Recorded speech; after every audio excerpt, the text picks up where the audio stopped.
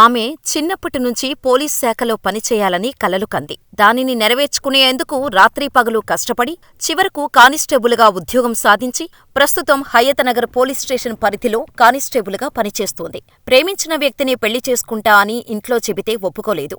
ఇంట్లో వారిని ఎదిరించి 15 రోజుల క్రితం ప్రేమించిన వ్యక్తిని పెళ్లి చేసుకుంది. కాని ఆ ఆనందం ఎక్కువ రోజులు లేదు. డిసెంబర్ 2 సోమవారం 2024న స్కూటీపై డ్యూటీకి వెళుతున్న ఆమెను వెనక నుంచి కారుతో ఢీకొట్టి కుడివైపు మెడ, దవడపై కత్తితో ఘోరంగా నరికి చంపారు. హత్యకు కారణమేంటి? వేరే కులం వ్యక్తిని పెళ్లి చేసుకుందని చంపేశారా? అసలు ఆమెను చంపిందెవరు? ప్రేమించి పెళ్లి చేసుకుంటే అంత కక్షెందుకు కట్టారో ఈ వీడియోలో తెలుసుకుందాం. రంగారెడ్డి జిల్లా ఇబ్రహీంపట్నం మండలం రాయపోల్ గ్రామానికి చెందిన 27 ఏళ్ల కొంగర నాగమణి 2020లో కానిస్టేబుల్ ఉద్యోగానికి ఎంపికై ప్రస్తుతం హయతనగర్ స్టేషన్లో విధులు నిర్వహిస్తోంది. ఆమెకు అక్క, తమ్ముడు ఉన్నారు. చిన్నతనంలోనే తల్లిదండ్రులు మరణించటంతో వాళ్ల పెద్దనాన్న దగ్గరే పెరిగారు. కాగా 10 ఏళ్ల కిందట నాగమణికి పెళ్లయింది. మొదటి భర్తతో మనస్పర్ధలు రావటంతో 2022లో విడాకులు తీసుకుని స్వగ్రామానికి చెందిన చిన్ననాటి స్నేహితుడు బండారి శ్రీకాంతును ప్రేమించింది. ఇద్దరూ పెళ్లి చేసుకోవాలని నిర్ణయించుకున్నారు. ఇంట్లో వారికి ఇద్దరం పెళ్లి చేసుకోవాలి అనుకుంటున్నామని చెప్పింది.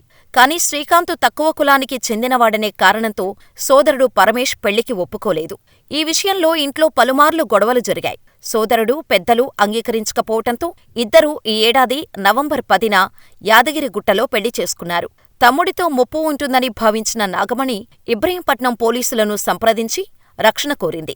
వారు ఇరు కుటుంబాలని పిలిపించి సర్ది చెప్పారు. అంతా సర్దుకుంది అనుకుంది నాగమణి. వివాహమైన తర్వాత తొలిసారి 2024 నవంబర్ 30న శనివారం నాగమణి పనిమీద స్వగ్రామానికి వచ్చింది. ఈ విషయం తెలుసుకున్న నాగమణి తమ్ముడు పరమేష్ ఆమెను హతమార్చాలని అనుకున్నాడు.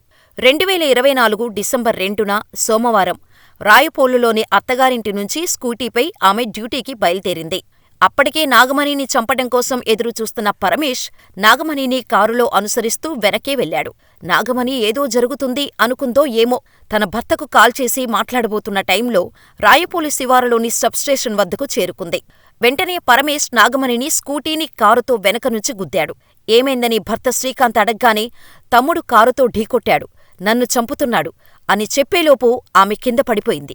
కక్షతో రగిలిపోతున్న తమ్ముడు అక్క అని కూడా చూడకుండా మెడపై కత్తితో నరికి అతి క్రూరంగా చంపాడు. ఆ టైంలో పగ, ప్రతీకారం తప్ప తను చంపుతుంది రక్తం పంచుకొని పుట్టిన తన సొంత అక్కను అనే విషయం మరిచిపోయాడు పరమేష్. అక్కను క్రూరంగా చంపి పోలీస్ స్టేషన్లో లొంగిపోయాడు పరమేష్. దీంతో అతడిని అదుపులోకి తీసుకున్న పోలీసులు విచారించగా సంచలన విషయాలు చెప్పాడు పరమేష్. అక్కను ఇష్టంలేని పెళ్లి చేసుకున్నందుకు చంపలేదని, ఆస్తి కోసమే చంపినట్టు చెప్పడంతో పోలీసులు షాకయ్యారు.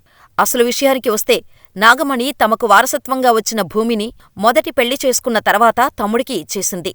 అయితే రెండో పెళ్లి చేసుకున్న తర్వాత ఆ భూమిలో వాటా ఇవ్వాలని గత కొంతకాలంగా తమ్ముడిపై ఒత్తిడి చేయటంతో నాగమణిపై కోపం పెంచుకున్న పరమేష్ ఆమెను దారుణంగా హత్య చేశాడు. ప్రేమించిన భార్య మరణంతో కుంగిపోయిన భర్త మీడియాతో మాట్లాడుతూ 8 సంవత్సరాలుగా నేను నాగమణి ప్రేమించుకున్నాం. మా ప్రేమ విషయం తెలిసి ఇంట్లో వాళ్లు నాగమణిని పట్టించుకోవటం మానేశారు.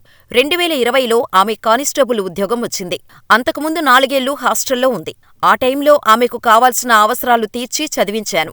కానిస్టేబుల్ ఉద్యోగం వచ్చిన తర్వాత నాగమణి తమ్ముడు పరమేష్ దగ్గరయ్యాడు. ఇంట్లో మా ప్రేమ గురించి చెప్పాం. కాని నాగమణి ఫ్యామిలీ ఒప్పుకోలేదు.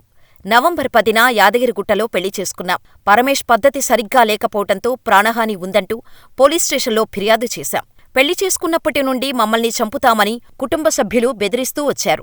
రాయపూల్ నుండి హయత్నగర్ బయలుదేరే ముందు నాగమణి నాకు ఫోన్ చేసింది. మా తమ్ముడు నన్ను చంపేస్తున్నాడు అంటూ ఫోన్ కట్ చేసింది. వెంటనే మా అన్నయ్యకు విషయం చెప్పాను. ఆయన వెళ్లేలోపే రక్తపు మడుగులో నాగమణి కొట్టుకుంటోంది అని శ్రీకాంత్ వివరించాడు.